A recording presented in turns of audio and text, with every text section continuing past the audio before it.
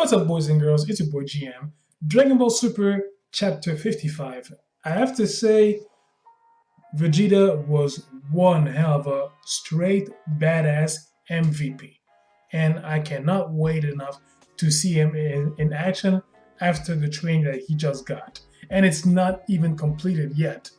But yeah, Chapter 55, if we have to name one MVP, it's Prince Vegeta all the way. Before continuing, let me just remind you that it is very important to encourage the manga industry by purchasing the official releases because a lot of people put the hard work to make those happen. You can find them online at your local bookstore, or you could even download legally the digital versions. They are even cheaper. I am doing a manga project called Heart of Wildfire. You're probably seeing the link right there around the screen.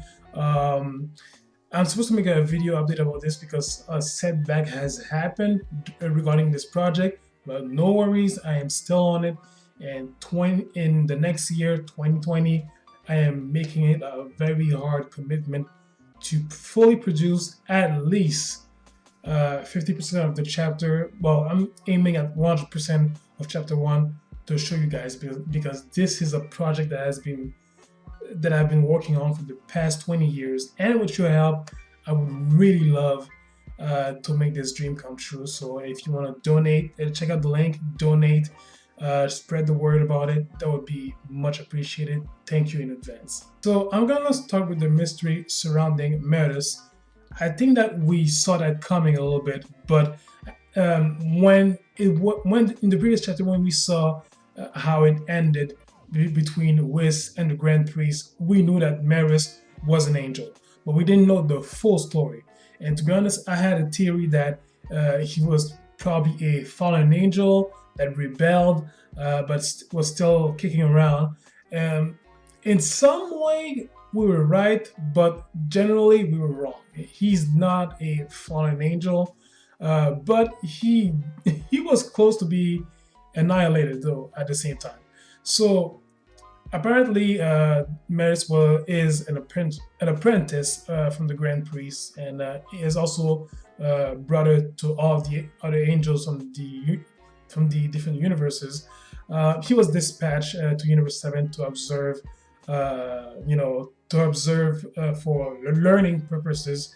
And when joining the Galactic Patrol, for him, it would allow him to see a distinct level of good and evil. And apparently, when angels are dispatched or entering the mortal realm, they don't have right. They are forbidden to fight. They cannot use their angel powers in an offensive way. They can. Otherwise, they get annihilated just like that. So that's why we saw Merus using weapons, like using mortal weapons. That's okay, but like training at 100%, that's a no-go. Otherwise, instant death. But he can use mortal weapons. So yeah, Merus was a little bit on the verge of breaking the rules. He was about to do the same thing against Goku when he was training in the hyperbolic chamber. He was about to go full 100%. And that panel, we saw him almost powering up. We saw his halo around his neck. That was a cool shot. I really love that. Although we still don't know what kind of training that he did with Goku. I would love to see the results, because right now, in terms of training, we saw what Vegeta did, and it's amazing. I hope that for Goku it's gonna be something epic as well. Anyway, we got Whis and the Grand Priest talking about Merus's case, and yeah, and if he isn't reeled in real soon, he's gonna break a rule and he's gonna be annihilated by the Grand Priest himself, if it must come to that. I would say. I think Whis saved them by asking his father to deal with this thing personally. And we saw at the end of the chapter that Whis came to fetch Merus and decided to take him under his wing. About that, here's the thing. the thing that I love about Whis is that the way he is calculating on those occasions, he has something up his sleeves. I don't know what, but taking Metis under his wing, that could be a big plus, especially if it comes to training purposes. Who knows? Maybe he'll take Metis under his wing and maybe Goku and Vegeta, or even go on. I'm crossing my fingers there to more training purposes. I don't know. Like I'm opening a lot of doors by saying this, but I do believe this is not the last time we're gonna see Metis. Like if Whis asked his father, the Grand Priest, to take care of him personally, there must be a reason for that. And really, I cannot wait to see how this is gonna pan out because it's really promising. Also, Metis wanted to go one-on-one against Mortal. Again, forbidden. Angels aren't allowed to fight. So yeah, but here's the thing: angels don't have like they don't interfere with human affairs. But well, that's a big interfere because we remember in the Dragon Ball Super movie Resurrection of Frieza, um, Whis turned back time and like okay, he didn't commit any offensive action against someone in particularly, and it wasn't for training purposes. But I don't know, turning back time to resurrect an entire planet. I don't know. It seems like it's borderline ish. Like you're not breaking the rule, but you might as well have stepped on the line. You didn't surpass it, but it's borderline. So, look, tell me if I'm wrong, but I don't know. That was a big interference, if you ask me. Now, back to Vegeta on planet Yardrat. He is being trained by the elder Paibara, and his training is going great. Like at the beginning, we see him exhausted, but now his spirit is more polished and more in balance with his body, which is a great boost because I've been a fan of Dragon Ball since day one until today, and probably until I die. One thing that I've noticed for the Z Warriors, for anybody that is fighting, they always when it comes to battles, especially physically, well, obviously physically, I always noticed that there was a lot of use of key blasts. Obviously, sorry, oh, I'm getting somewhere. Don't worry about it. I've always noticed something like they were using the use of spiritual power of key energy, if you like, is always over the limit, over the top. Like it's really outrageous. And of course, they do fight physically as well. So when Paibara said that before to Vegeta that before when you came here, your body and spirit weren't balanced, but now you have a better control over your own powers. Now we see the result of that training, because when one of Moro's goon arrives on the planet, a guy named Yuzun. By the way, if he looks familiar to you, go back in Dragon Ball Volume 21 and 22. He was one of Frieza's goon. What was his name again? Oh man, I forgot this guy's name, but he had that same transforming ability as Yuzun. Ah, there it is. His name was Zaban. So yeah, and Zaban and Yuzun are from the same race. So if this guy looks familiar to you, again, Volume 22 or in 21, that's his first appearance.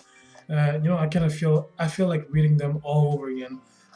So yeah, this guy rides on planet Yadrat and with two other goons, and they are, causing chaos and all that. Vegeta, he tries to blast Yuzun, and the shot that he released was much more powerful than intended. And again, Kaibawa told him that his um, his body and spirit are now balanced and in harmony. So that's why he can use so much more power than before. Like he is witnessing his burning power. Like, and you could see that Vegeta was is even surprised. He has risen to a new height, and he hasn't turned Super Saiyan just yet. That's the that's the incredible thing about that, and I cannot wait to see him going 100%. And it's not only that, and we see him battling against Yuzun, and he is dominating that battle as well. Yuzun throws him a giant piece of building at Vegeta.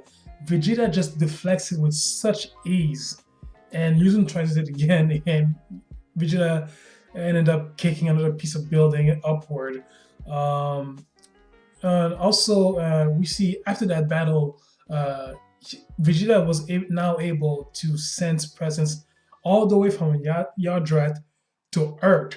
Like his spiritual powers have grown exponentially. It's incredible how much he has grown in just a few chapters.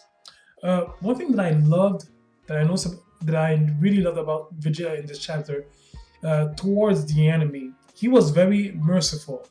Like the end, like Yuzun was trying to try to win up, but he couldn't. And Vegeta was like, stop doing that. Like it's nonsense. And even at the end, he was like, if you surrender and go back to the galactic patrol, I won't have to kill you. And for me, it was like such a noble, more prince-like behavior, something that I haven't seen in a long time from Vegeta. We know that Vegeta before, he was really cruel, merciless, and bloodthirsty, even I would say. But now I feel that there's a new aura of maturity that he has, that he's expressing in this arc, and it's really amazing to see that evolution from this character. I gotta say, if you ask me right now who is the strongest between Vegeta and Goku, I will tell you this: Vegeta wins. And I'm a big fan of Goku. Like I'm a big fan of both these characters. All right, one doesn't go without the other. But right now, before I would say tight match, it's gonna end up in a draw match. But right now, as I'm seeing this, from what I've seen, the results in training styles, Vegeta would win against Goku right now. But again, we haven't seen what Goku learned during his training against Merus. But I don't know. I'm seeing Vegeta right now. The guy is so calm, in control, and in perfect sync. I guess I gotta give it to Vegeta. So, anyways, this chapter 55. Great chapter, great evolution. I love where this arc is going. Look, the only thing I hate is that this is a monthly series. So yeah, but again, look, Toyota, I have no doubt that the guy can go on for and on for the years to come. But Toriyama, well, the guy, he's 64, all right, so you can't do that on a weekly basis. So we just have to wait another month. But I gotta say, great chapter, loved it. Tell me your thoughts about this chapter. Comment, rate, subscribe, share this video, much appreciated. And I'll see you guys next month. In the meantime, please do me a favor, for your homeboy, happy holidays. And while I'm at it, happy new year 2020. Wishing you all blessings for the upcoming year. See you guys.